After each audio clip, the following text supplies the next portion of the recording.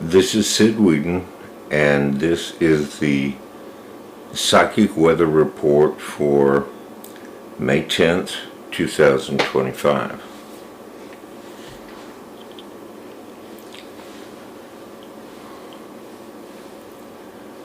The thing I really want to talk to you about tonight is a very real thing.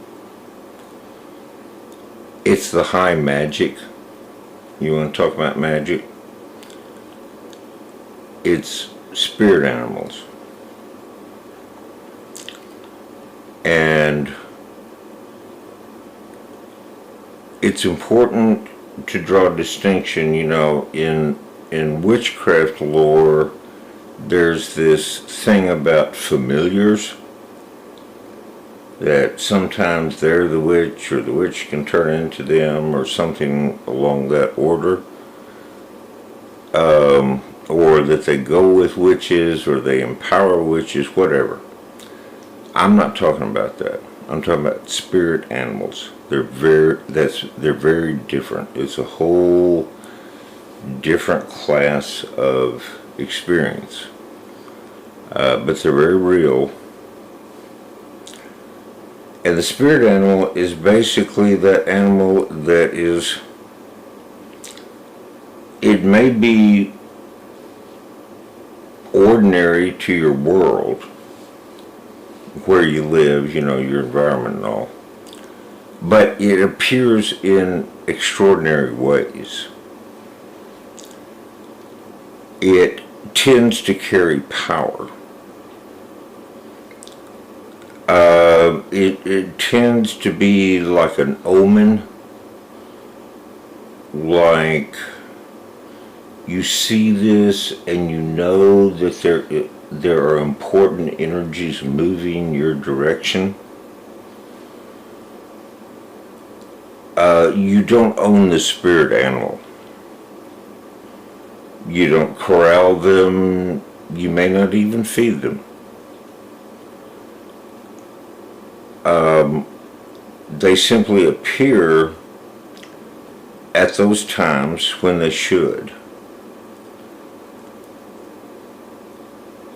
And when they do, they bring a message. And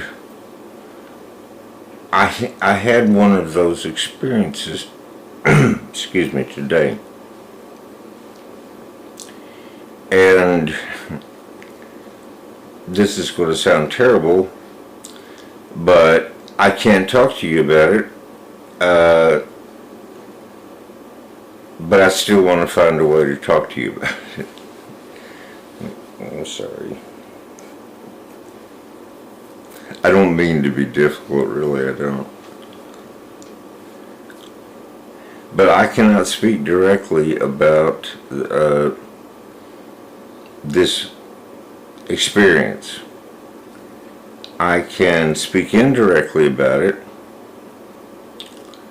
and say that it was the appearance of one of my most special and powerful spirit animals in a particular way that communicated great power to me, spirit. The card that I see with this vision in the tarot would be the Ace of Cups. Get out your Ace of Cups from the Rider-Waite Coleman pack. The canonical tarot. Get that Ace of Cups out and look at the animals in that card, and you'll begin to get a certain idea of what I'm talking about. But I can't, once again, I am forbidden to speak about it any more directly than that, and if I do, I will be punished. So you just have to trust me there. But that manifestation was there for me today, this afternoon, and it was really wonderful. It stopped me in my tracks. And what it communicated to me was it was a tremendous affirmation. Personally, it had the way of saying you're on the right track, and there's power available to you to pursue this track. That's what it said to me. And so that's how the spirit animals work, and they change.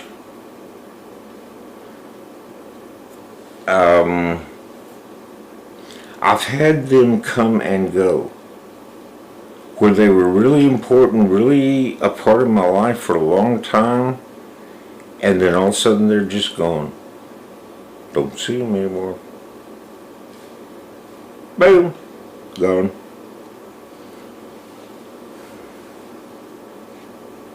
And then new ones, and you grieve over the old ones, and you remain attached to the old ones, even though they're gone, maybe. I'm sorry, I'm kind of congested.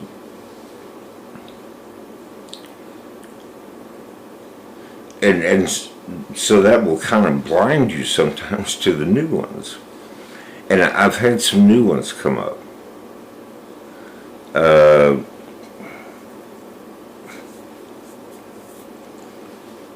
I have this really crazy little squirrel that comes up and talks to me.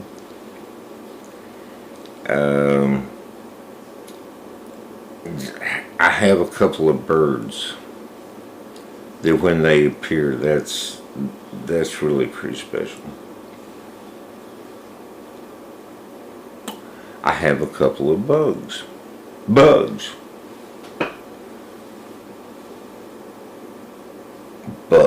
are incredibly important. They are a key element of our ecosystem. No bugs, no food.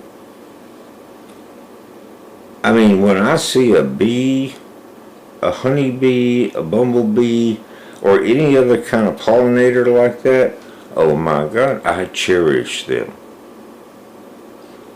I plant plants to bring them to my place, to say this is a sanctuary for you.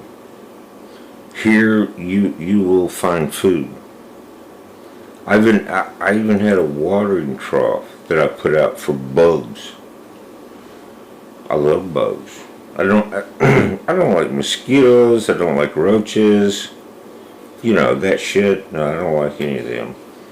But the bees, the other pollinators, and bees aren't the only pollinators. The butterflies.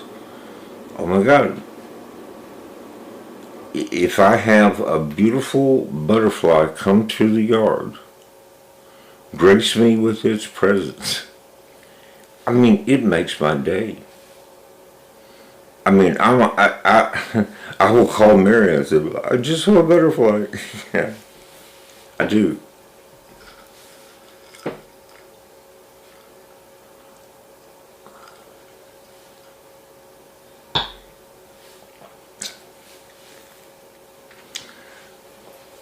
Nature has a lot of messages for us. And I found that oftentimes they come through the animals. They come through the very smallest, like the bees, to the larger animals. Dogs and deer and hogs and stuff like that. They can all at various times be spirit animals, but your more likely spirit animals are birds, felines, those kind of animals that they're smaller. They're more accessible. I said I had a squirrel that was auditioning for the job. He's real cute, we got to see how he develops. And animals like that, the ones that will come up and kind of talk to you or be around you, that neither are a threat to you nor they're not scared of you. Well, that's one of the real good signs of a spirit animal. They are not afraid of you. When you got an animal that's just kind of unusually at ease with you, an insect or a bird that doesn't fly away when you walk up, or something else that may just give you powerful energies when you see them. Those are the spirit animals. And nature speaks through them. That's where I spend my time. I don't mean to be disparaging of anything that somebody wants to do, but like online on social media, I see these little cutesy spells, and you're supposed to burn a certain color candle with it or something like that.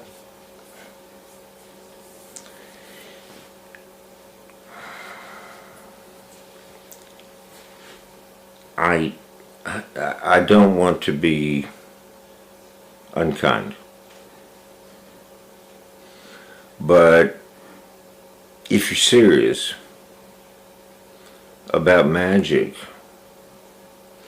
if you're serious about developing your psychic powers, you tune into nature. You tune into the moon, which right now is like 3/4 full. I know the phase of the moon even without looking. I'm just tuned to it as part of me. And you learn to feel the animals. You learn to hear the birds. And what you'll learn is there's times that the birds sing and there's times that they don't. Crickets are similar but different because they do it basically on temperature, but there are times that crickets sing and there are times that they don't. Locusts, tree frogs, they sing like crazy at certain temperatures. And you learn all that. You learn the storms. You learn to read the clouds. You learn to, when that storm is blowing in, to go out on the porch and stand in that stormy, beautiful, central air with lightning flashing up above you and claim that storm for your very own. The power. That's where you connect with it. That's where you connect with the power. If you want to talk about magic, the magic is out there in this world, and it's in here, in your glands and your nerves and your dreams. It's here. It's out there. And true magic, I think, is learning to be able to stand and become conscious of those energies. And you'll know that there's some of those energies you can't control. They're beyond you. And there's others that you can control, and you can steer them in the direction you want to go, to energize and power your own personal magic. You have some kind of agenda, and put that energy behind it. But that's where you get it. And so, whether you're reading from the Keys of Solomon or, Granny Fatbutt's Grimoire, you're going to get the same result. You're going to get power. It's not those little words. It's what you're connected to, what you have become part of.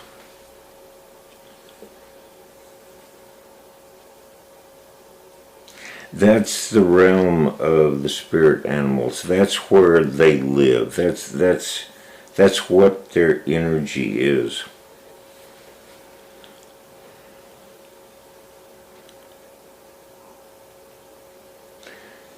Well, I think I've about run out of things to say about that topic.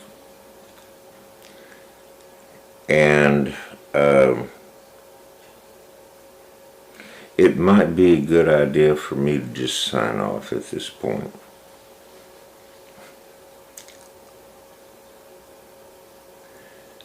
This is Sid Wheaton.